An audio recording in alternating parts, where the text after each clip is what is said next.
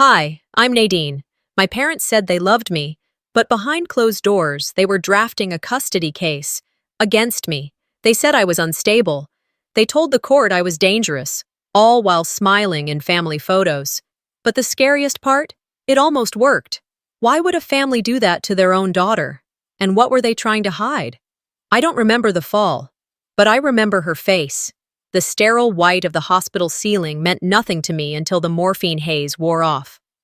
I blinked at it for hours, maybe days, before I could even speak again. The nurses said I'd taken a bad tumble down the stairs, a fall that fractured my lower spine and left me with 3 herniated discs. When I asked what had happened, my mother said I slipped. My sister, Cambria, nodded along silently. But what I remembered, what refused to go away, was her face. I saw it for a split second before everything turned black. She was standing at the top of the staircase. Her mouth wasn't open in shock. Her eyes weren't wide with fear. They were flat, cold. She didn't reach for me. She just watched. Everyone kept saying it was an accident, but my body told me otherwise. So did her eyes. They all kept repeating, "Family first." When I was discharged a week later, the house was full of flowers. Cambria brought peonies and tulips, my favorites. She placed them on my nightstand like a nurse on autopilot and said, "You scared us all, but thank God it was your own fault." I stared at her. She didn't flinch. Mom leaned in from the hallway, holding a tray of soup. "Don't stir the pot, honey. She needs rest, not drama." Even my dad, Gavin, quiet, watchful, stood by the door, nodding like some ghost of approval. Nobody asked how I really felt. They hovered with a kind of manufactured warmth, like they were following a playbook on how to act around an invalid. I asked for the incident report. Mom raised an eyebrow. "Why?" "It's already been handled." "By who?" I asked. She didn't answer. The report arrived in my inbox a day later. I read it 3 times. The wording was vague. Subject fell from second-floor stairwell. No witness names, no statements, no timeline. It read like a draft, not a legal document. I printed it out and laid it next to my medical file. Later that evening, I asked Mom if Cambria had been home when it happened. She snapped her magazine shut. "She's your sister. Don't drag her into this." Cambria walked in at that exact moment, chewing gum like she hadn't heard a thing. "I was upstairs packing for my trip. I didn't even see it happen," she said, voice breezy. That was the first time I used the word log. I started writing everything down, not in a journal, those can be found. I opened a password-protected document and labeled the first entry, Day 1, Conflicting Statements. Looking back, I should have questioned why no one called the ambulance, Mrs. Henley, our next-door neighbor, visited on day 2. She brought banana bread and an awkward smile. Halfway through pouring tea, she asked, "Did your mom ever tell you I called 911? I blinked. "What?" I heard a scream. "But then your mother came to the porch and said it was just a back spasm." Still, something didn't sit right with me. So I checked. There was no record of any emergency call from our address, but a 911 log showed a call from Henley's landline, time-stamped 7 minutes after the incident. I wrote that down. Day 2, external call logged, internal, none. Cambria returned later that evening with lavender lotion and fake sympathy. "Try to sleep more. You've been twitchy." Twitchy, like it was all in my head. I waited until she left and pulled out my phone. I checked the home security footage, only to find the files were corrupted. The folder for that date showed a size of 0 kilobytes. Day 2, home security footage wiped. On day 3, I asked her directly, "Did you push me?" Cambria stood in the doorway for a moment, unmoving. Then she laughed, short and hard. "If I wanted to hurt you," she said, "you'd know." She left the room. I wrote it down. Day 3, deflection, veiled threat. That night, I looked at my legs, still swollen, nerves flickering with pain. And I started to understand something no one wanted me to. This wasn't a fall. It was a drop. The kind you don't recover from unless you stop pretending your family means well. I marked that page in my journal, and for the first time, I knew I was keeping a record for more than just myself. The journal page was still open beside me when I heard the knock. Not a polite tap, but a firm, rehearsed kind of knock. My door creaked open before I answered. Mom stepped in holding a clipboard and a pen already clicked out. "Hey, sweetie," she said, tone like cooled honey. "Just a quick formality." Behind her, Cambria leaned against the doorframe, arms crossed, watching. "What is it?" I asked. "Disability paperwork," Mom replied casually. "Insurance needs your signature to process the long-term coverage." I held out my hand. She hesitated, just half a second, but then handed it over. The top page looked routine, a few blank lines, insurance language, nothing bolded, but then my eye caught something below a paragraph break. Assigning proxy authority and benefits management to listed contact, Cambria, A. Morris. I blinked, read it again. My hands didn't shake. Not outwardly. I looked up. "Why is Cambria listed as my proxy?" Mom's smile tightened. "Because someone has to handle this while you recover." "She wasn't at the hospital," I said. "She wasn't even listed then. And no one asked me." Mom exhaled loudly, like I'd spilled milk on her rug. "Don't start. This isn't about that. You're not in a position to handle paperwork. It's just logistics." "No." I folded the form shut. "It's my signature. I won't sign unless you tell me exactly what this gives away." She moved fast then, snatched the clipboard back like it burned her. "Fine, be difficult, but don't come crying when this delays your care." She turned on her heel and walked out. Cambria lingered, gave me that same look from the top of the staircase, cold, evaluating, then followed Mom down the hall. Later that day, during a dinner, Mom insisted we host for a woman from church. She brought it up again. "You know," Mom said loudly over the roast beef, "we've been trying so hard to manage everything since her accident, but she refuses to cooperate. She hasn't worked in months, and now the insurance is a mess." The guest, a woman named Darlene, shifted in her seat. "Oh, well, accidents are so hard on families." Cambria stayed quiet, buttering a roll. I didn't say a word either. I just looked down and sliced my meat without chewing. "She's always been sensitive," Mom added, sipping wine. "Takes everything personally." I excused myself, went to the bathroom, and locked the door. Then I pulled out my phone and typed in the Notes app. Day 5. Public shaming tactic. Witness present, Darlene, from St. Martin's Church. Cambria, complicit by silence. That night, after they'd gone to bed, I wheeled myself down the hallway and into the home office. The filing cabinet hadn't moved. The top drawer still stuck slightly on the right rail. Inside, I found the folder labeled Medical, Ava. I flipped through until I found the insurance binder. Most pages were from the previous year.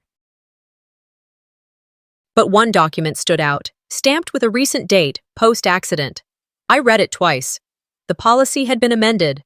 Not only was Cambria now the emergency contact, but Lorraine Morris, my mother, had been added as a secondary beneficiary, dated 5 days after my fall.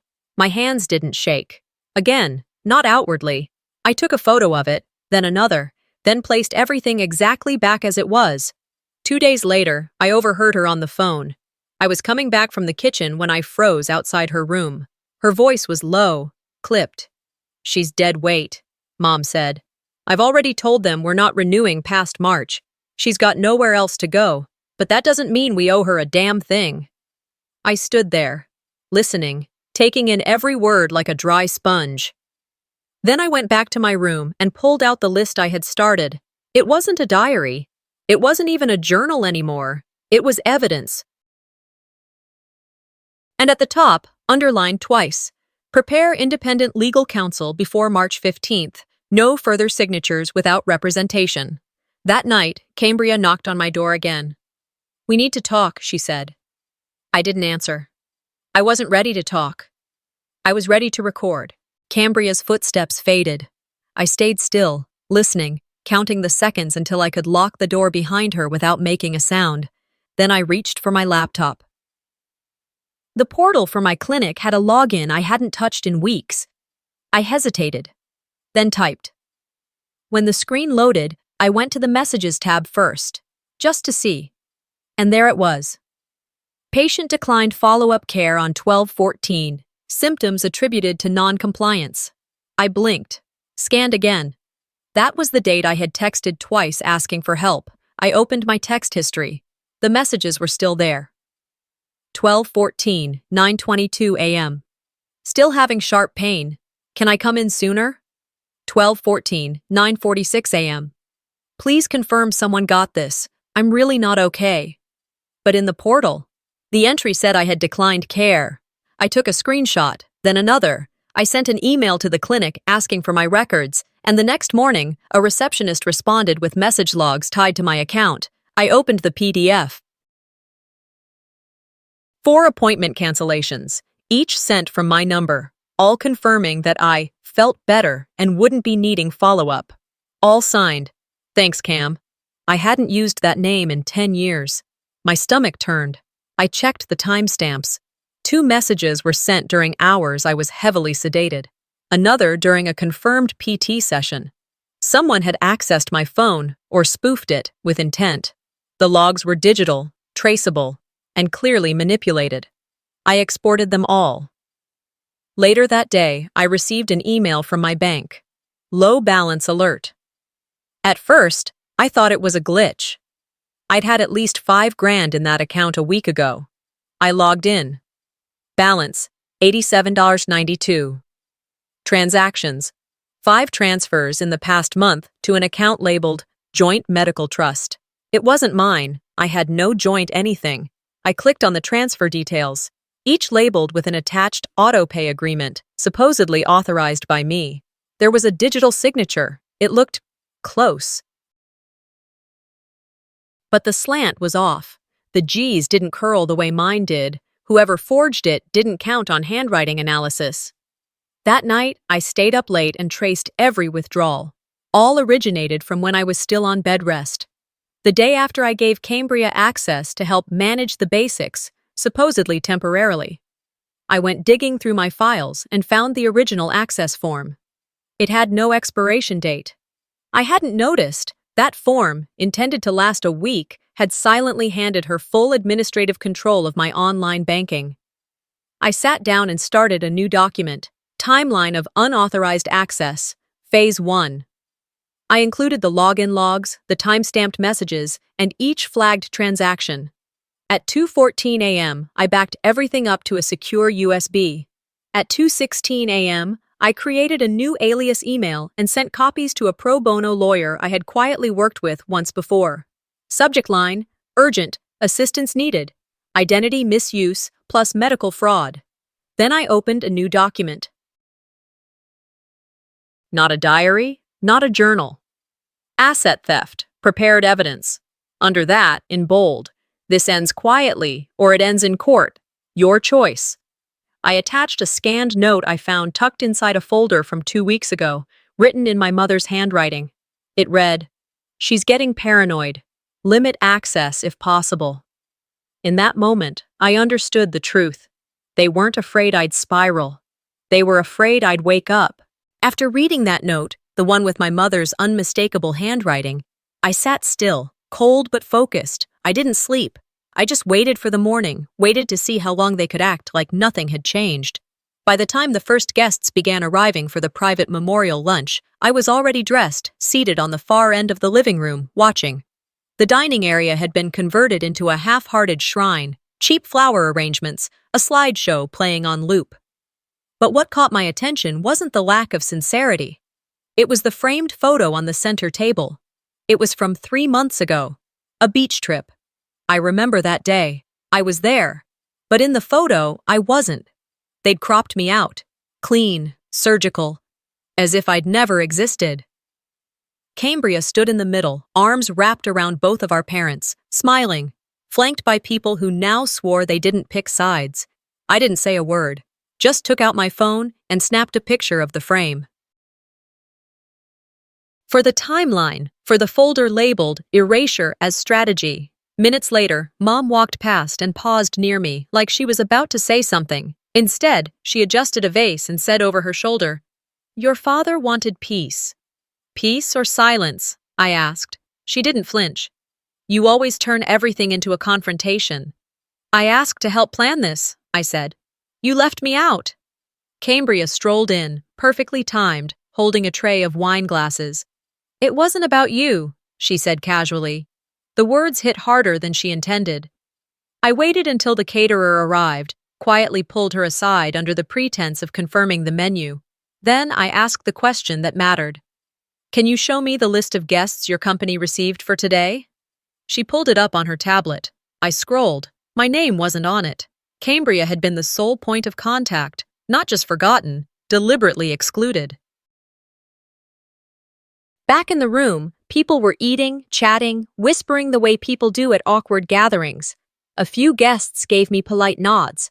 One woman, an old friend of Dad's, I think, came over.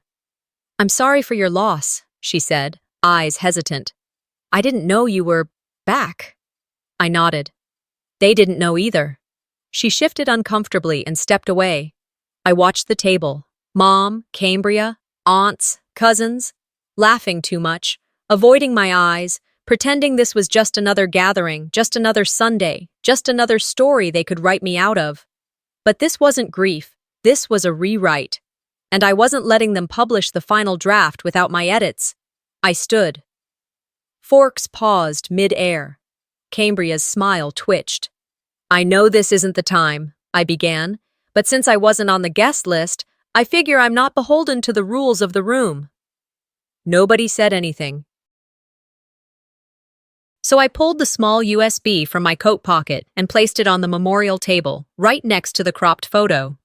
This, I said clearly, contains records, financial transfers, forged documents, unauthorized medical directives, all linked to accounts that bear my name. Cambria set her wine glass down. If I don't get a direct response by midnight, I continued, it goes to the district attorney. I've already pre-scheduled the send. Mom stood slowly. What is this? A threat? No, I said. It's a deadline. Cambria laughed, too loud. You're just bitter. I looked her in the eye. And you're just sloppy. I didn't wait for anyone else to speak. I turned, walked toward the exit. Before I left the room, I looked back one last time. Nobody had touched the USB. Nobody had moved the photo. Let them stew. Let them wonder how many files I had. How many copies? How many secrets I'd backed up? I didn't need to yell. I brought receipts. I didn't go home that night. Instead, I checked into a short-term rental under a different name. 1 bedroom, downtown, no doorman, no questions. I powered off my phone, pulled the curtains, and opened my laptop. The files on that USB weren't just a bluff, but they were only part of what I'd found. I started with my medical records, not the ones filtered through Cambria's friend at the family clinic, but from the physician I'd seen once, quietly, when I began suspecting something was off with my prescriptions last year. I booked an urgent consult for the following morning, using my insurance directly. Dr. Patel met me with cautious eyes. You've been marked as inactive in the family plan. Something about mental instability? I didn't respond. I just handed her the letterhead with the family clinic's summary, then my own chart. She frowned. These labs don't match. Same dates, but your hormone levels were reported completely differently here. She pulled up my blood work from a year ago. I still remembered that appointment. Cambria had insisted I take it before I'd be cleared to travel with Dad. That trip never happened. This is the original scan, Dr. Patel said, pointing at the untouched PDF. No edits. But this version, she gestured toward the family clinic printout, shows signs of annotation. She turned the screen so I could see the metadata. A user had accessed the file 3 days after the test, edited fields, and saved a new version under the same file name. That user, admin@concordfamilygroup.com. That was Cambria's firm. I asked for a printed copy. She hesitated, then hit print. They'll retaliate, she said quietly. People like that always do. I folded the paper into my purse. So will I. By noon, I was seated across from my attorney in his quiet corner office. No glass walls. No assistant hovering.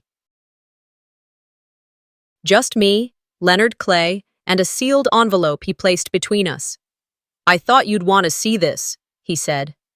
"My office ran the handwriting analysis on the will copy we found in your father's archive folder." He slid out a printed PDF and an image of the original scanned document. "This one, dated 2019, names you as medical proxy, executor, trustee. Everything Cambria claimed was hers. I studied the signature. Is it real?" He nodded. "Absolutely. The pen pressure, indentation, stroke speed, it's authentic, unlike this." He pulled up the digital version Cambria had presented to the bank after Dad's death. The formatting was pristine, too pristine, no indentations, no scan artifacts. The analyst said it looks like a layered composite. Your father's signature was likely cut from another document and pasted here. And probate? This won't hold up. The moment we challenge it, their version collapses. But there's more. He opened a new folder on his screen. Email logs from your father's private server. Our tech team pulled the backups. There are messages from him asking Cambria to send you medical invoices, power of attorney forms, and he CC'd you. I shook my head. "I never got those." Leonard's tone dropped. "Because someone marked your email as inactive through the estate's mail server 2 weeks before he passed." I didn't speak for a moment. "They erased me on paper before they buried him." Leonard leaned back. "That's not just fraud. That's premeditated. I signed the retainer that day." He laid out the strategy. "First, lock down my father's accounts from retroactive edits. Then, move all original documents into digital escrow with hashed timestamps. Every piece of data, metadata, PDF layers, even geolocation on scanned photos, was now logged. We weren't suing yet, not officially. We were watching them squirm." That evening, I moved carefully. First, I returned to the apartment, packed what little I had, and relocated the originals, Dr. Patel's report, the real will, to a fire-safe deposit box at a private credit union. Cambria didn't know I used. Then I created an encrypted folder with redacted versions. Only the essentials. Uploaded it to a zero-knowledge cloud vault. Registered under an alias. Multi-layer passwords. Off-grid. The public version would be ready if I needed to leak it. But the real versions, they weren't for show. By the time the weekend ended, I had also set up 3 burner emails, each forwarding into a separate account monitored by Leonard's paralegal team.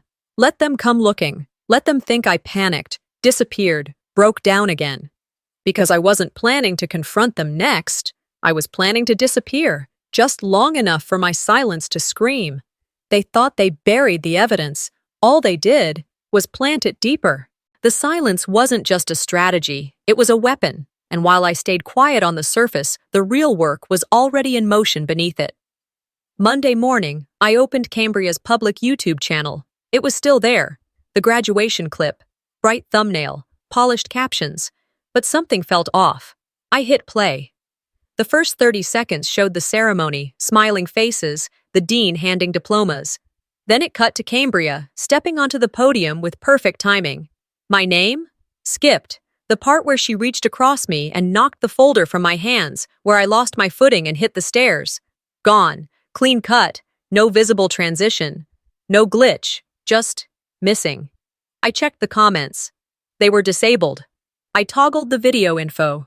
The published date was unchanged, but the metadata told a different story, edited 6 weeks after the original upload, right after I was discharged from the hospital. Right before Dad's condition worsened. They'd rewritten the story. Again, I ran a metadata comparison on the public file versus an older screen recording I had on my external drive. The timestamps didn't match. The video length had been trimmed. 3 seconds shorter. 3 seconds was all it took to bury a shove. I didn't call Cambria. I didn't message her. Instead, I texted Mina. She was an old classmate who used to film everything. "Do you still have the raw graduation footage?" Within 10 minutes, she replied, "Why?" I didn't explain. I just said, "It's important." That evening, she sent a file through WeTransfer, raw, untouched, long shot from the auditorium's left wing. The camera shook a little, but the audio was intact. At timestamp 12:46, you can hear my name called. At 12:47, I approached the podium. 12:49. Cambria leans forward, speaks into my left ear, too faint to catch the words. 12:50. She bumps me, not hard, but calculated, just enough for my heel to catch the edge of the step. Gasps. Movement. The camera dips. Then silence. In the background, someone shouts, "Did she just—" The audio cuts. When I called Mina back, she sounded nervous. I forgot I even had it. Cambria asked me to delete it after, said it looked bad on her. She knew, I said flatly. She always knows. I saved the file in 3 separate cloud drives, encrypted, labeled generically. Then I backed it up onto a password-protected USB, which I slipped into my desk drawer, under old tax returns, beneath a false bottom tray. That same night, I made another call.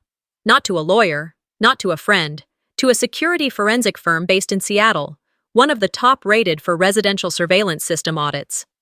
2 days later, their technician, Sarah Delgado, was at my apartment.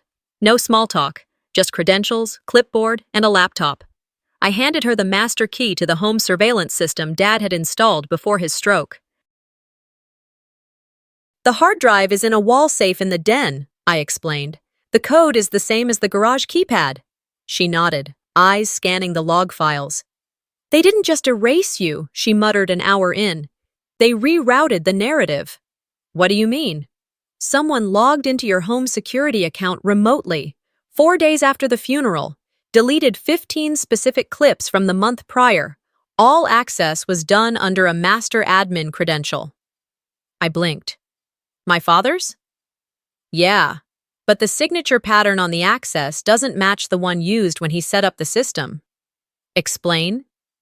"His logins were always from the home IP, desktop Mac. This one was from a mobile login. Out of state, masked IP but traceable." "Can you trace it?" "I already did. West Palm Beach, a hotel's Wi-Fi system. That's where Cambria had gone for her grief reset weekend." Sarah leaned forward. "I can retrieve partial frames. The deletions weren't done thoroughly. More like, rushed." She handed me a still frame recovered from a motion-triggered camera above the foyer. It was blurry, time-stamped 6 days before Dad passed. Cambria was in the shot, just her upper body, hand raised, my arm mid-air, a folder slipping, no audio, just pixels. But it was enough.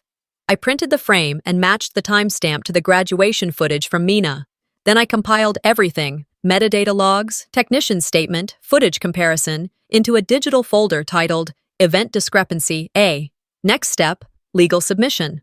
I wrote a demand letter to Cambria's legal rep, kept it short, attached the recovered frame, a time log, and a quote, "You called it an accident, so why erase the proof?"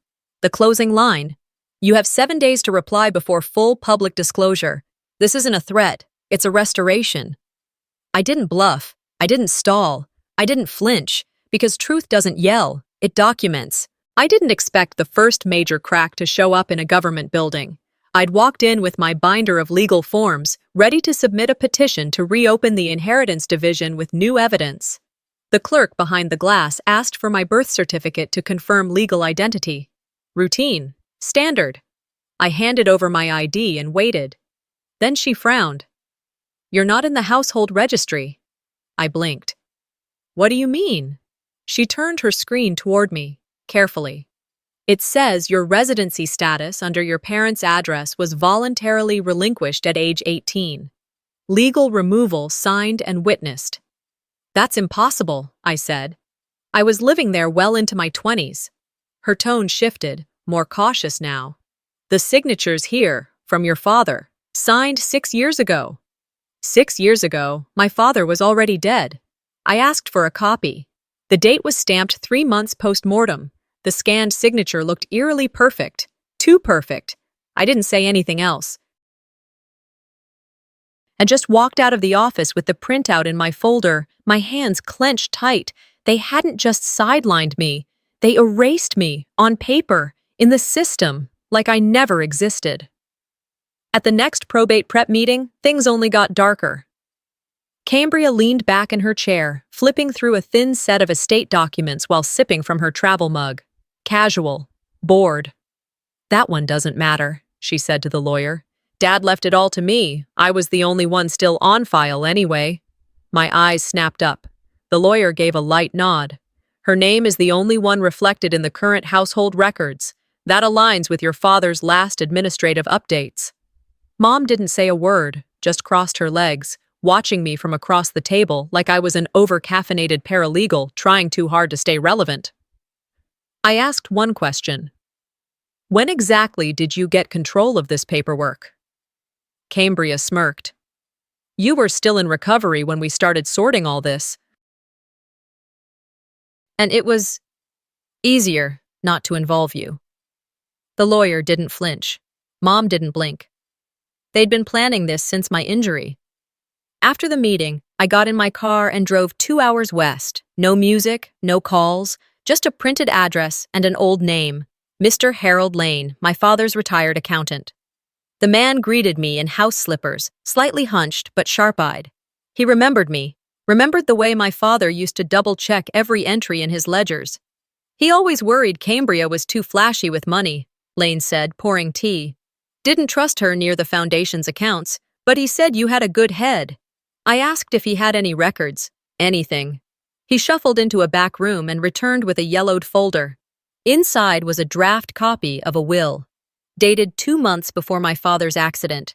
It listed both daughters, equal shares, no removal, no reallocation. This never went final, Lane said, but he told me that was the plan.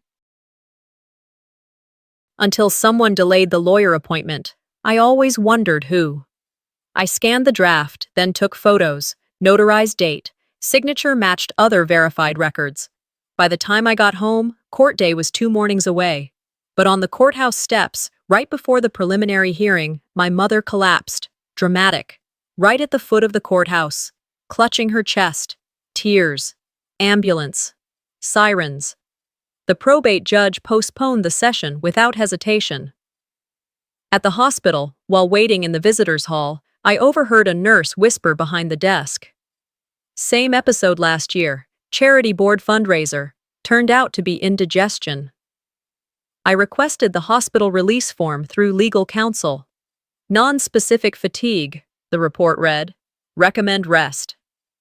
Meanwhile, photos surfaced online of Mom attending a fundraiser in full hair and makeup, less than 48 hours later. Smiling for the camera, posing near donors. I compiled everything. The altered household registry, the will draft, the photo evidence, the audio of Cambria's offhanded confession, and I mailed sealed copies to the probate judge, estate attorney, and 3 local media outlets. On the back of each letter was a simple line. If she's well enough to run a gala, she's well enough to testify in court. No threats, no accusations, just verifiable data. Because while they weaponized delay, I leveraged documentation. They gambled on drama. I answered with a deadline. I didn't expect silence to hit that hard, but it did. After the files were sent, there was a pause, a strange, calculated stillness. Not a single reply, not from the court, not from their lawyer, not even a petty text from Cambria. That silence, it wasn't peace, it was preparation. 3 days later, I received an invite. Family mediation, the subject line read. Scheduled at the Bellhaven Law Offices. Neutral ground, supposedly. I arrived 10 minutes early. The receptionist offered water and a tight smile. The hallway buzzed with hushed voices behind polished doors. Room 2B was already occupied. I stepped in and froze. Cambria was seated at the head of the long mahogany table, our mother beside her. Across from them, our old estate attorney. No court mediator, no representative from my side. You said this was mediation, I said, setting my bag down. This looks more like an ambush. Cambria crossed her arms. We need to talk. You've been unstable, Mom chimed in. You've forged documents. You're sick. This has gone too far. They laid out a folder between them.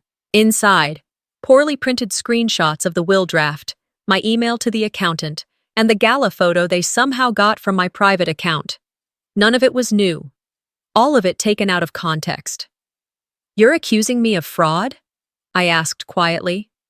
Cambria tilted her head. I'm saying you're not well enough to be making legal decisions, and certainly not accusations. The attorney nodded. Miss Lennox, you've been through a traumatic event. We believe this litigation is harming your recovery. I didn't answer. Instead, I pulled out my laptop, connected the HDMI cable to the projector. The screen lit up, casting a cold glow over the wood-paneled room. Play the clip, I said. Audio crackled, then clarity. It was Mom's voice, recorded on a phone tucked into my jacket pocket, weeks ago. Don't let her get strong enough to sue. Take her off the meds before she remembers. Cambria's chair creaked, her hands tightened into fists. The lawyer blinked rapidly. Where did that come from? I didn't respond. The next slide appeared, my official medical record from an independent clinic. Dated 7 weeks prior, a full spinal scan. Fracture lines across L3 and L4. A highlighted note from Dr. Rao. Injury pattern consistent with blunt force trauma. No sign of degenerative cause. I set the printed report on the table. This doesn't match the slip and fall story. The timeline doesn't line up, and neither does the diagnosis. No one spoke. Next, I placed a music box on the table. My father's. I opened the lid. A soft melody played for 2 seconds, then cut. His voice, digitized but familiar. Cambria's cooking the numbers. I've seen the ledgers. If I die before fixing this, it'll ruin us. Another male voice, probably a friend, maybe his business partner, asked, Change the will? Dad answered, Not yet. I need proof she's done something illegal first. I looked up. He never got that chance, but I did. Mom's mouth opened slightly. Cambria looked ready to pounce, but she couldn't. Not here. Not with 3 red recording dots blinking in the corners of the room. This isn't about family anymore, I said, packing away the devices. This is about obstruction, fraud, physical harm. You covered up a felony to protect your image. I uncovered your legacy. Cambria laughed once, sharp, defensive. You're bluffing. I slid a flash drive across the table. That's a copy for the state investigators, already filed, already acknowledged. Your bluff days are over. I turned to the attorney. If you continue representing them after this, I suggest you check your malpractice policy. And finally, to my mother, whose face had hardened into something unrecognizable. You weaponized love, turned it into control. But this, what's coming next, is out of your hands. On my way out, I stopped at the receptionist's desk, slid a sealed envelope across. For the records, time-stamped, witnessed, signed. In the parking lot, I took a breath. My hands weren't shaking. My voice hadn't cracked. Because truth didn't need to scream. It just had to be shown. By the time I pulled into my apartment garage, my phone had already started vibrating nonstop. Missed calls, news alerts. One headline blinked across my lock screen. Daughter erased from father's will. Files formal charges. Inheritance scandal shocks county. I didn't smile. I didn't cry. I just sat there, engine humming, as I let the quiet fold over me. They thought this would stay private. They thought sealing court motions and spinning gossip would bury the truth. But someone leaked it. I didn't ask who. That night, the 10 o'clock news led with a blurry clip of Cambria exiting the courthouse, face down, sunglasses on, no comment. Microphones chased her down the sidewalk, questions flying like shrapnel. Did you forge the documents? Were you present at the will signing? Is it true your father was under sedation? I watched from my couch, feet tucked beneath me, laptop open to the hospital review board docket. My appointment was at 8:15 a.m. No lawyers, just facts. At the hearing, a new physician stepped forward, not one of the usual rotating faces from my father's care team. This one specialized in pharmacological integrity, clean record, no ties to Cambria or her social circle. He opened with, after reviewing the toxicology panel from the date in question, I can confirm high-dose benzodiazepines were present in Mr. Adair's system at levels inconsistent with standard treatment for his condition. He clicked to the next slide. This dosage could severely impair cognitive function, including judgment, memory, and decision-making capacity. The boardroom stayed silent. He continued. Additionally, his prescribing physician at the time, Dr. Lore, was under private investigation for ethics violations. And yes, Dr. Lore is a known associate of Miss Cambria Adair. Someone gasped. Another board member muttered, "Jesus." I leaned forward, slid a folder toward the panel. Inside were call logs, prescription histories, and a signed statement from a former nurse who overheard Cambria insist, "He needs to be calm before the notary comes. We'll get it done fast." One board member raised her eyes to mine. "Are you pursuing criminal charges?" I answered simply, "I'm pursuing truth, wherever it leads." That afternoon, I drove 2 hours to my father's storage unit, the same one he kept since before I was born, rusted lock, dented door, untouched. Inside, beneath a tarp marked taxes, I found an external drive. It was old, encrypted, but not impossible. It took my tech contact, someone from a data recovery nonprofit, 2 days. What he found inside, a folder labeled, "If they change it." Inside were 3 will drafts, dated, signed, and backed up. The latest, from a week before my father's final hospital admission, listed me as sole executor and trustee of all remaining assets. It also included scanned letters, handwritten instructions to his lawyer marked hold until June. June never came for him, but I was holding them now. In the final subfolder, buried beneath old budget spreadsheets and meeting memos, was a voice recording. The file name, "Not for Cambria."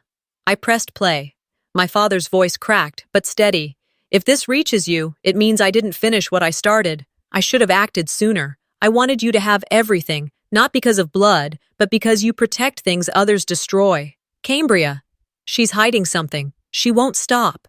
He paused, then added, "They'll try to make you look crazy. But you're the one carrying my name, not them." He ended with a whisper, "I'm sorry I didn't say it out loud." 2 mornings later, the Gazette ran a front-page story titled, "Erased Daughter Wins Legal Ground, Power of Attorney Frozen Pending Investigation." The article featured quotes from the Hospital Review Board, screenshots of the will drafts, and a public statement from my attorney. Our client has provided extensive digital and physical evidence suggesting fraud, medical coercion, and document tampering. The court has accepted her formal complaint. All estate assets are under temporary freeze. The article ended with a line that caught fire across forums and Facebook groups.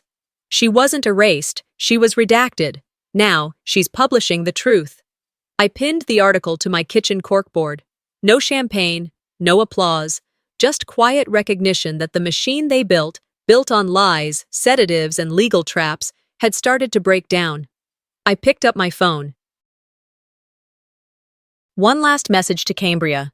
You wanted a family name. I made it a headline. Then I turned it off. I placed the phone face down on the counter and reached for my blazer. The silence in my apartment wasn't emptiness. It was preparation. I had nothing else to say to them. The rest would be said in court. Inside the civil courthouse, the fluorescent lights hummed overhead as people murmured in the hallway. I didn't look for Cambria or my mother. I already knew they were there, hiding behind sunglasses and expensive coats, trying to preserve whatever was left of their reputation. The bailiff called the case. Everyone rose. Judge Halden's voice was precise. On docket, estate dispute involving contested will, petition for injunction, and formal allegations of medical and financial coercion. Counsel, proceed. My attorney stood, crisp and measured. Your Honor, we present evidence of undue influence and financial misappropriation.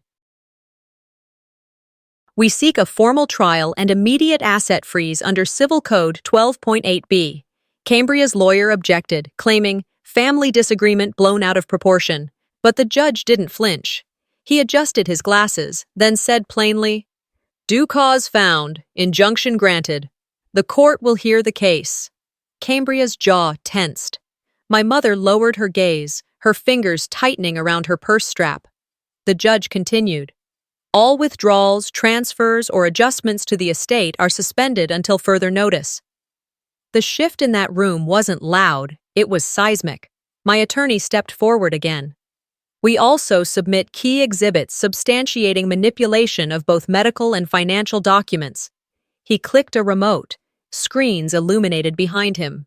First slide, altered medical charts with timestamps from the night my father was sedated. Second, digital forensics showing overlapping bank transfers, some routed directly into an account registered under Cambria's name just 48 hours after the will signing. Then, a grainy but clear surveillance still. Cambria entering the hospital's private records room minutes after visiting Dad, while he was under sedation. Not a soul in the courtroom moved. Judge Halden looked up. "Do you have a medical warrant for that access?" Cambria's lawyer stammered. "There's no evidence she—" "Was it authorized?" The judge cut in. "No," her lawyer admitted. The judge turned to Cambria. "Step forward. Do you understand the severity of what's been shown?" She hesitated, but stood. "I didn't coerce him. I was there, but not for that reason." He raised a brow. "Answer directly." She blinked fast. "I didn't force anything." He nodded slowly, then gestured for her to sit. Her confidence was dissolving in real time. The next segment came from the press bench. A journalist stood with clearance to present public filings. "Your Honor, we request inclusion of financial activity recently submitted to the IRS regarding a new charity foundation set up by Ms. Cambria Folsom." Cambria's head snapped toward her attorney. The journalist continued. "This charity, registered 6 weeks after the will was changed, received an anonymous deposit of $135,000. Public filings show only one signer, Cambria Folsom." My mother suddenly whispered something to her attorney, but it was too late. The journalist tapped the screen again.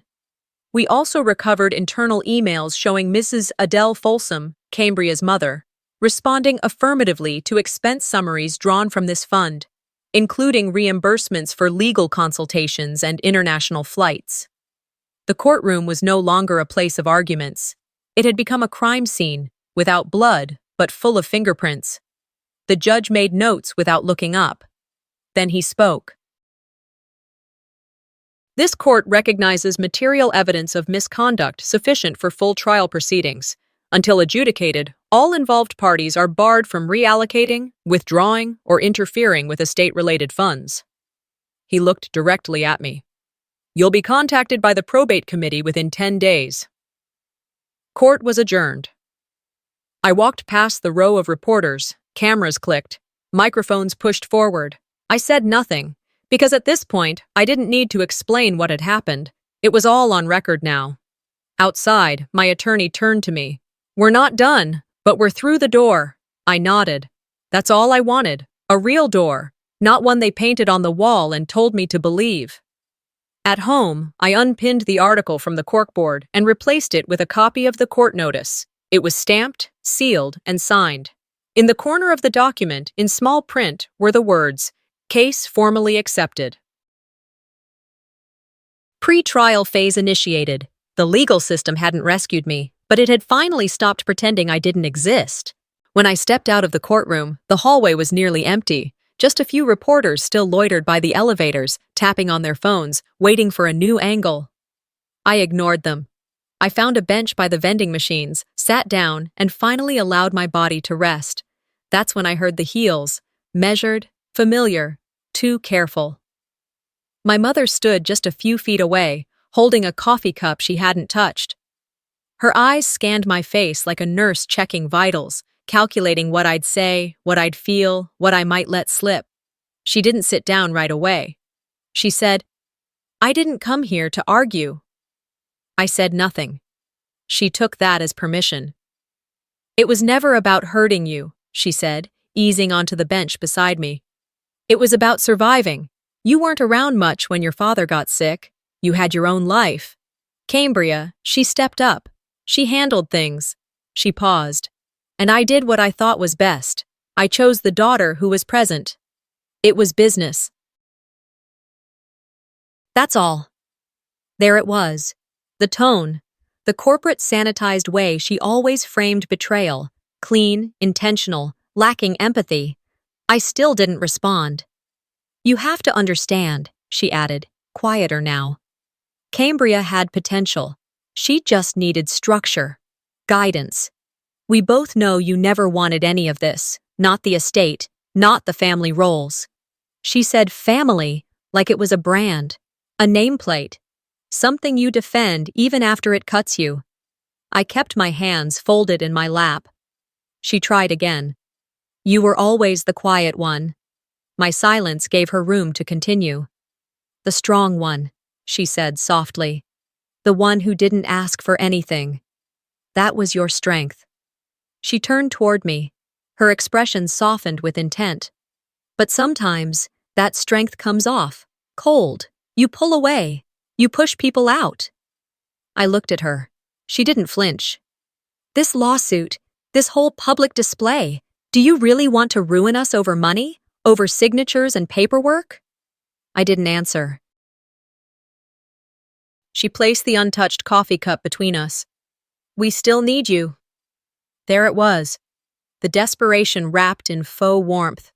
I could see the shift in her face, the same look she used when cornered by bad press or a boardroom vote. She leaned in slightly.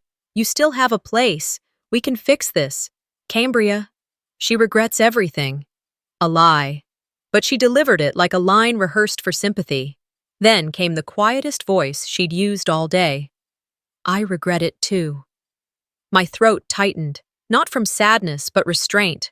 Flashbacks came hard and fast, being left off vacation invites, my name missing from holiday cards, the family photo where my face had been literally cropped out, and no one said a word. You were never invisible, she whispered. You were just strong enough to handle distance. I finally spoke. My voice was low, controlled. You want forgiveness? Her face changed, just slightly. Hope cracked through the mask. I forgive you, I said, but not for you. For me? Because carrying your guilt isn't my job. I reached into my bag and pulled out an old family photo. Me, her, and Cambria from some long-forgotten Easter. I'd cut it, right down the center. I handed her the half with just her and Cambria. She took it slowly, eyes not leaving mine. I forgive you, I repeated, but I'm not coming back. No one replied, not even the vending machine behind us, which hummed in awkward solidarity. She opened her mouth to speak, but I stood and walked. By the time I reached the parking lot, the rain had started. Not dramatic, not cinematic, just steady enough to chill your collarbone. I didn't run for shelter. She followed me to the edge of the awning. I didn't look back. She called out, "Please don't walk away like this." I stopped, turned halfway. Forgiveness is not return, I said. Those aren't the same. Her face crumpled in a way I hadn't seen before. No control, no script.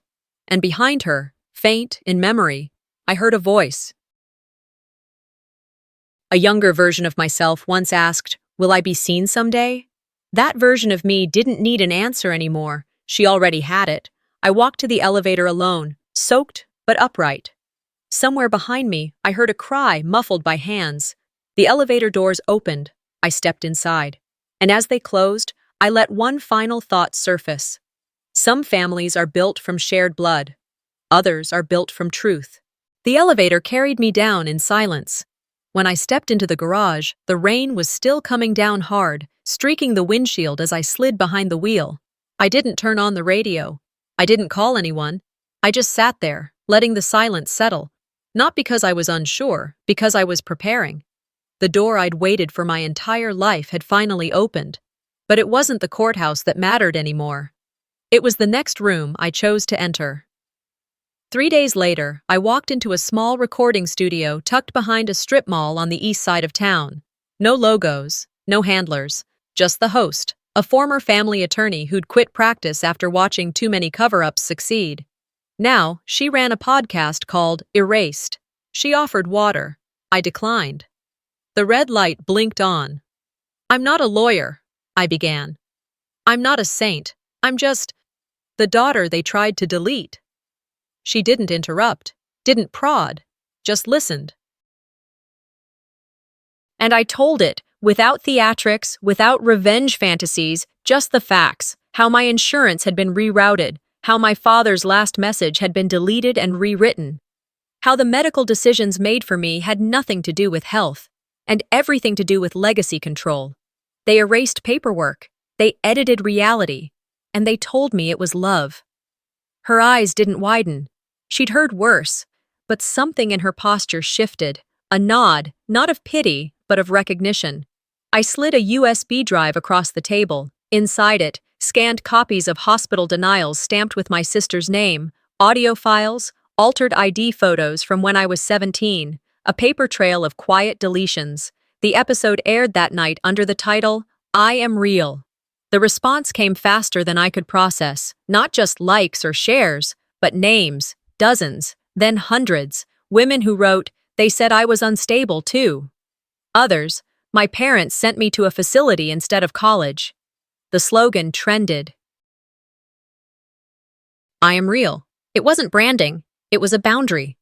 Then came the nonprofit, a small group out of Portland, mostly lawyers and social workers, who'd been trying to build a coalition for victims of medical manipulation. They reached out. I met with them over Zoom, quiet people, steady voices.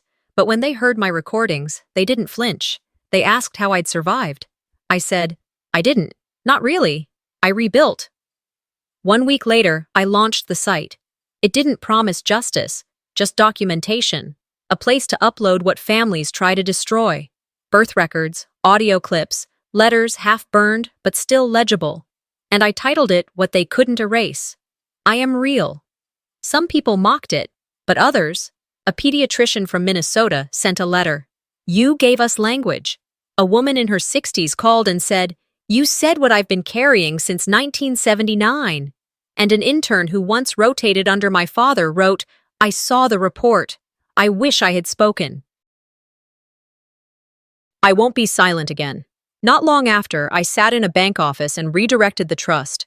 The funds they'd wanted to lock into generational vanity, I split them. Half went to legal aid for young women denied medical autonomy, the other half into endowments for whistleblower protection. No press release, no press conference, just a quiet deposit with an irreversible signature. They erased me, I said, sliding the folder across the desk, so I built something they couldn't touch. I didn't go back to the old neighborhood, but I did walk past the house once, just to see if it still felt haunted. It didn't. It felt like someone else's movie set, a stage no longer occupied. I kept walking, past the mailbox where they'd once hidden the bills in my name, past the window where my mother watched me leave at 17. I didn't stop. I didn't slow.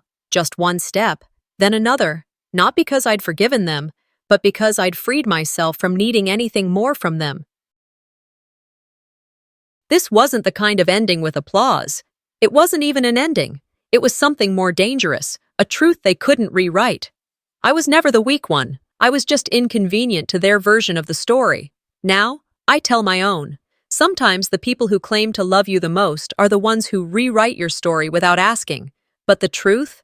It leaves a trace, and when you finally speak it, others find the strength to speak theirs too. What would you do if your own family tried to erase you? If this story moved you, don't forget to like, subscribe, and stay tuned, because more voices deserve to be